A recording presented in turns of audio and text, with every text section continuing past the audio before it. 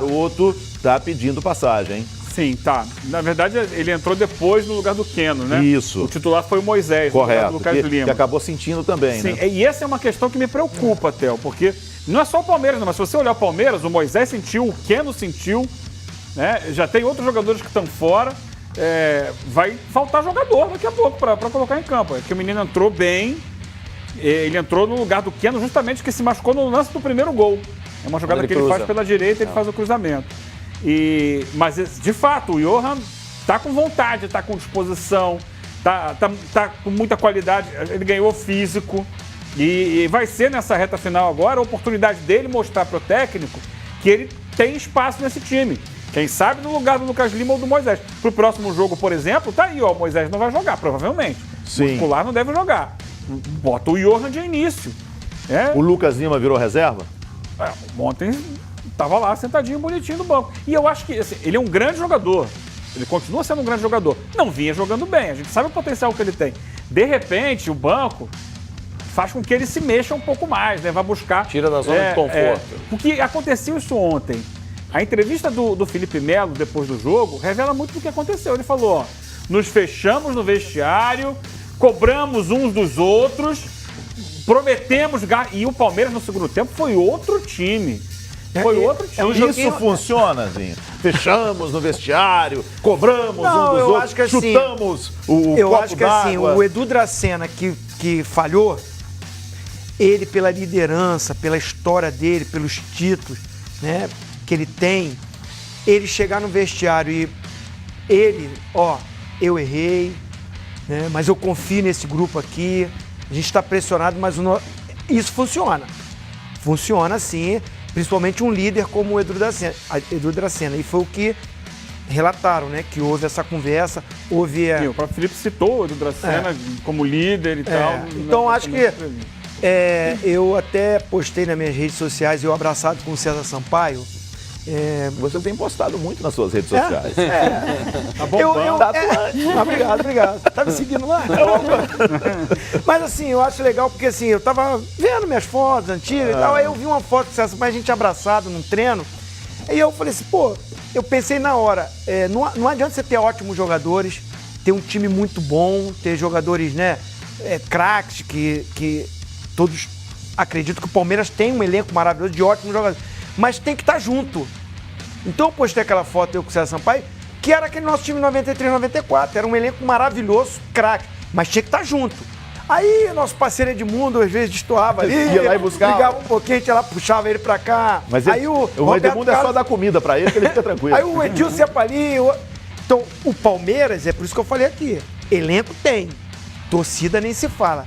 Se juntar, se tiver junto mesmo, o Palmeiras tem todas as condições de buscar título. Porque o elenco que ele tem é sensacional. E isso funciona o que eles fizeram lá no intervalo. Foi outra coisa. Sem dúvida. O Fábio, olha, você vê, caiu o último invicto e o Palmeiras vinha de 2 derrotas. E aí venceu. É uma vitória para o Palmeiras ser esse Palmeiras que o Zinho tá falando? Bom, aí tem que perguntar ao torcedor, porque esse torcedor está impaciente. E aí, quando a gente faz o programa e o Pascoal está presente, porque perde pro Corinthians. A gente esquece a derrota pro Corinthians. Olha pra frente. Você, torcedor do Palmeiras, você quer conquistar a Libertadores e ter uma mancha na temporada que perdeu pro Corinthians? Vai te incomodar? Teve torcedor que falou isso. Não, eu não quero. Eu prefiro ganhar do Corinthians. E você, torcedor, pode conversar com a gente com a hashtag. Não, eu preferia ser campeão paulista em cima do Corinthians e problema da Libertadores. É isso, eu sei que assim, é a paixão. Eu entendo a paixão do torcedor, que aí ele cega, ele fica cego e não vê mais nada na frente. Libertadores. Claro, que aí ele vai levar ao Mundial. Né, um título que o Palmeiras ainda não tem, por exemplo, né? Que as outras torcidas tiram um sarro. Mas tem o Pax, gente. Que não tem Mundial sim. Tem um vamos lá, é uma outra discussão. Validar aquele título, a FIFA reconhece. Agora, Fábio, tem um joguinho quarta-feira muito bom pra consolidar esse time aí. Contra o Grêmio. Olha só. Lá. Tá ruim? Tá ruim. Agora, tem os dois lados. Se ganha, vira bicho. Se ganha do Grêmio, vira bicho. É difícil. O Grêmio tá encarando tanto. A questão passa mas, Theo, esse jogo contra o São Paulo foi importante. Foi importante demais. Ficar um mês de Copa do Mundo na crise. É duro. Agora, ó, olha como o Grêmio, a gente vai falar daqui a pouquinho de todos os times, mas olha como o Grêmio, por isso que eu digo que é um jogo difícil pro Palmeiras, o Grêmio fretou o avião pro time jogar no Ceará e pro time jogar também em Salvador. Foi. Você vê como é que tá encarando esse campeonato brasileiro. Tá levando muito a sério, como levou a Libertadores no ano passado. Aí abriu mão um pouco do campeonato, quando viu que não dava para chegar, ficou o quê? Foco na Libertadores. E ganhou o quê? A Libertadores. Então, assim, o Grêmio faz muito bem isso. Aliás, eu tenho dito isso aqui e repito, o Grêmio tem um time, não tem um elenco, mas tem um time certinho. E as peças que entram dão conta do recado, porque já há um time, já tem os 11 ali, né? Quem sai, quem entra, já sabe a função que exerce. Então, desde você pegar do ano passado, né? Quando você perde lá atrás o Fernandinho, aí o Everton, o Cebolinha entra, ninguém tá reclamando. Tá dando conta do recado. O Arthur tá machucado. Você tem o Michael que voltou muito bem. Então, é um time que já tá certinho. Mas agora, tá fazendo uma renovação, hein? Não, tá fazendo. O Renato, aos poucos, está colocando o Tony Anderson no time. Fez gol de novo. O Lima no time. O Tassiano, que fez o segundo gol no time. Ele tá fazendo o trabalho e tá ganhando. O Grêmio tem jogado as últimas partidas sem o Luan e sem o Arthur. Só sem o Luan e sem o Arthur. E sem o Jeromel. Ganhando. E sem o Jeromel. E sem o Jeromel. E hoje ganhou mais uma. É o maior vencedor fora de casa desse campeonato. Terceira vitória fora de casa do Grêmio. Quer dizer, ninguém tá olhando muito. Com o time todo desfalcado, ele vai chegando e vai se renovando. Porque tem um time entrosado. Então as peças que entram no time do Grêmio, elas já dão conta do recado. Agora, deixem o Roger trabalhar. Pô, mas parem com essa insistência. Aí tem torcedor palmeirensezinho que fala assim, não, quando a gente defende, você vai ver no mata-mata. Deixa eu ver no mata-mata. Porque no ano passado, no Atlético Mineiro, gente, cada ano é uma história, cada time é uma história. O time do Atlético Mineiro não é igual ao time do Palmeiras. Deixem o Roger trabalhar. Bom, agora eu vou deixar trabalhar a Nadine. A Nadine que vai falar pra gente das polêmicas desse jogo. Palmeiras 3, São Paulo 1. A arbitragem foi do Rodolfo Toschi Marques e tivemos lances bem polêmicos. A gente até conversava no sábado à noite sobre esse jogo. Nadine, o bicho pegou. Vamos lá. Rodolfo Toschi, que é árbitro do quadro da FIFA, como o Zinho mesmo falou, jogadores são movidos, torcedores, por paixão. Então é muito difícil apitar um clássico, não é assim tão simples. Rodolfo Toschi, que no começo do jogo ali começou a utilizar a arbitragem preventiva, conversou com o Felipe Melo, conversou com o jogador ali de São Paulo. Ele utilizou com o Everton, utilizou aquela arbitragem dizendo, eu não vou permitir isso, porque todo clássico precisa, eu acho que é uma arbitragem boa começar com esse tipo de critério, conversando com os atletas, até porque para não estragar um clássico tirando algum jogador de importância tanto das duas equipes. Mas tivemos polêmicas ali na arbitragem também, no primeiro gol ali do William, onde o assistente não confirma o gol. O Vitor Hugo, né? Isso, o Vitor Hugo e Mazu, nesse ele momento. diz que o Dudu participa do lance? Então, a dúvida dele, ele não corre para o meio do campo, tá? Então, o assistente, quando ele vai ali do gol, ele tem que correr até o meio de campo para confirmar o gol. Ele para, ele não levanta a bandeira, ele para. E quando ele para, o sinal que ele está falando é com o árbitro. Ele quer saber se o Dudu interfere na jogada ou não.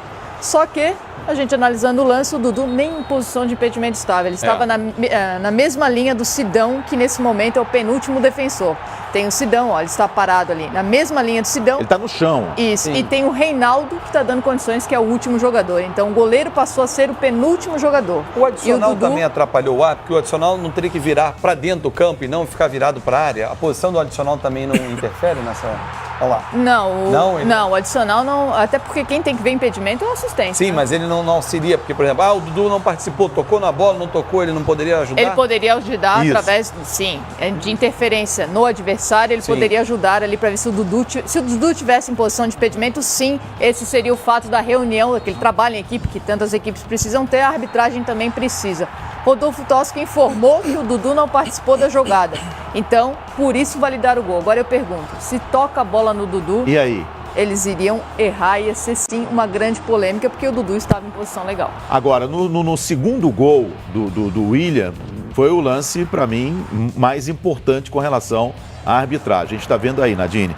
Vai bater na bola o Reinaldo, ela toca em cima do Johan e sobra para o William. O Johan divide a bola com o Militão, acho. Ali Militão? Militão é o Reinaldo. E a dúvida era quem tocou por último. A bola que tocou por último, ela resvalou no Johan, que é o companheiro de equipe do William. O William está em posição de impedimento, então deveria ter sido anulado. por ter resvalado, não tira o impedimento, porque é o companheiro dele de equipe. Na regra do jogo, só se fosse o defensor, aí sim estaríamos discutindo se foi desvio ou jogada deliberada. No caso, veio do seu companheiro de equipe, é impedimento e a arbitragem errou. Mas ali, desculpa, Theo, ali veio do... Não foi o Militão que chutou pra frente, foi dar uma agulhada ali pra espanar a bola? O Johan chuta, bate no Militão, volta pro Johan e vai pro Willian. Mas aí você contabiliza como se fosse um passe do Johan?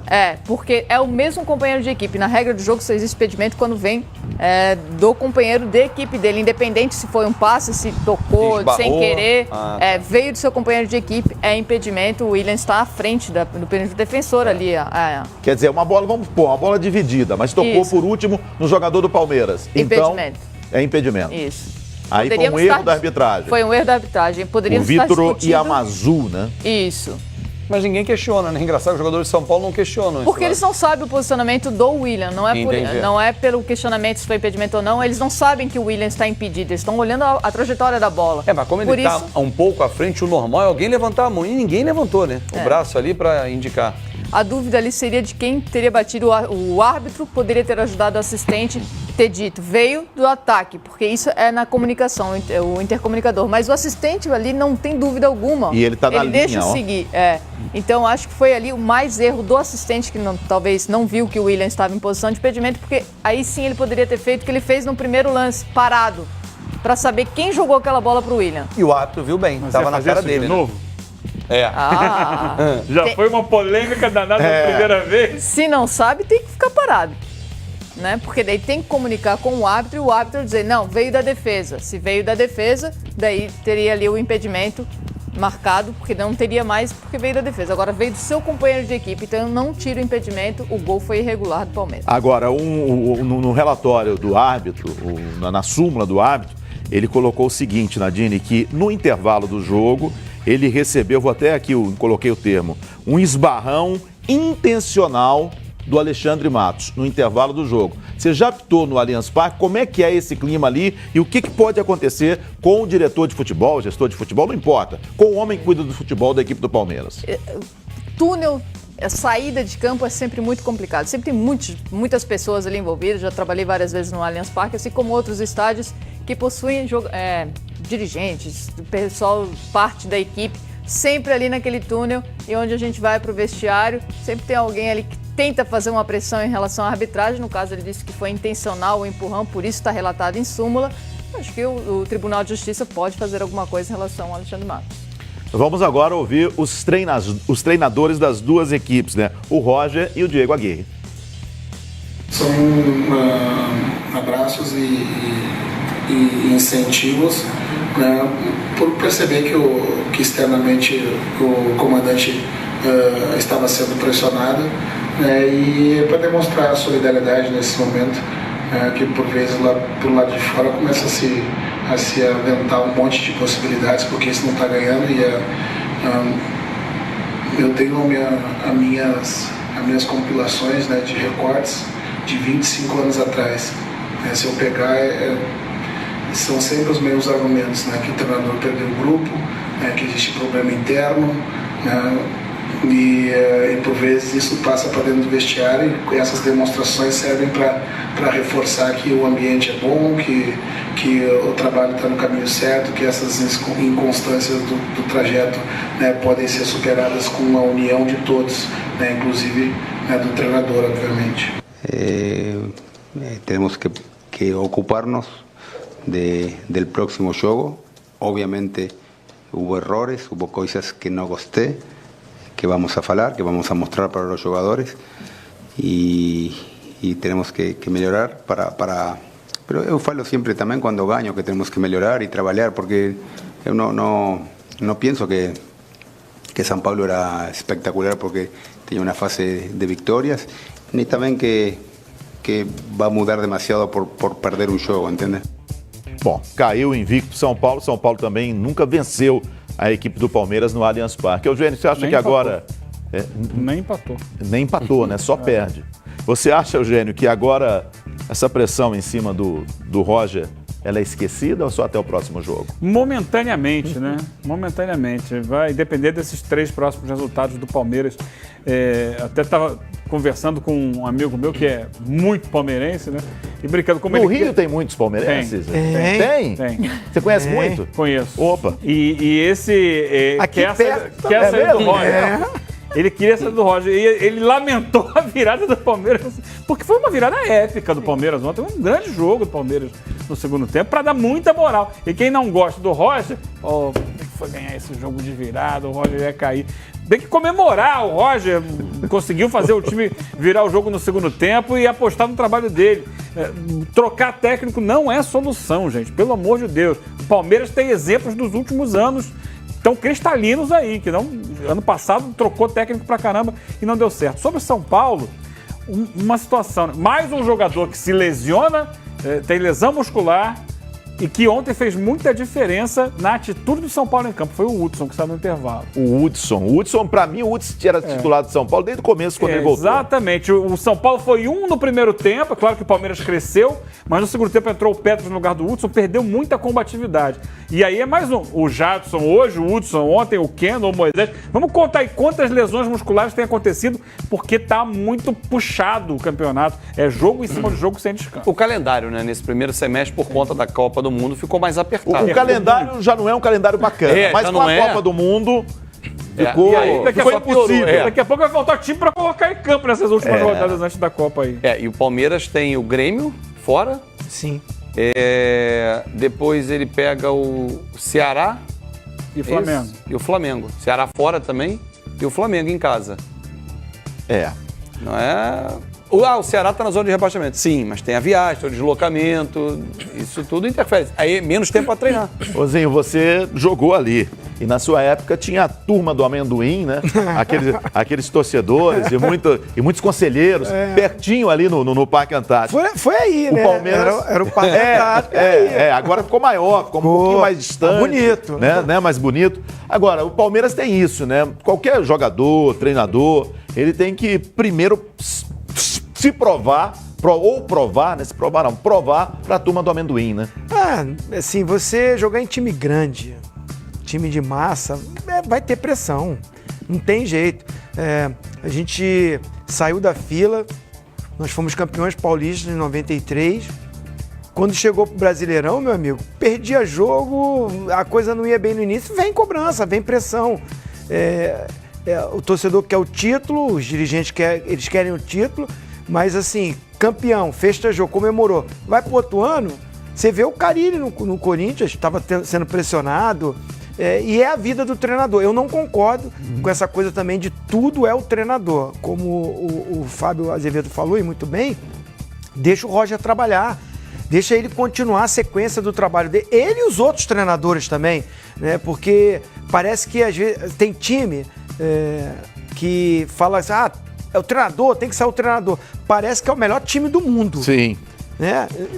Que os jogadores são os melhores e que o treinador não está sabendo utilizar. Acontece. O Roger acabou de falar aí, desde que ele se entende como jogador da época dele, que as palavras são as mesmas. Perdeu o vestiário, perdeu... Mas acontece. Acontece de treinador com os resultados negativos, ele não consegue transmitir, fazer com que os jogadores desempenhem aquilo que ele quer, aquilo que ele está desejando. Aí chegou um momento que fica difícil dele ter uma sequência. Não é o caso do Roger. Daqui a pouquinho a gente vai falar sobre a seleção brasileira que venceu neste domingo na Inglaterra, no Anfield Road, a casa do Liverpool, a Croácia, por 2-0, com o Neymar voltando e voltando bem. Mas vamos agora aos números do Choque Rei, aos números do Clássico Paulista nesta 9ª rodada do Campeonato Brasileiro. Aí a gente está vendo um dado que o São Paulo, mesmo perdendo por 3-1, acabou tendo mais posse de bola. Mas o Palmeiras finalizou uma vez a mais. Finalizações certas iguais, o Palmeiras teve mais passes certos, aliás, um índice muito bom, 90% de passes certos, isso é índice do atual campeão da Liga dos Campeões, o Real Madrid.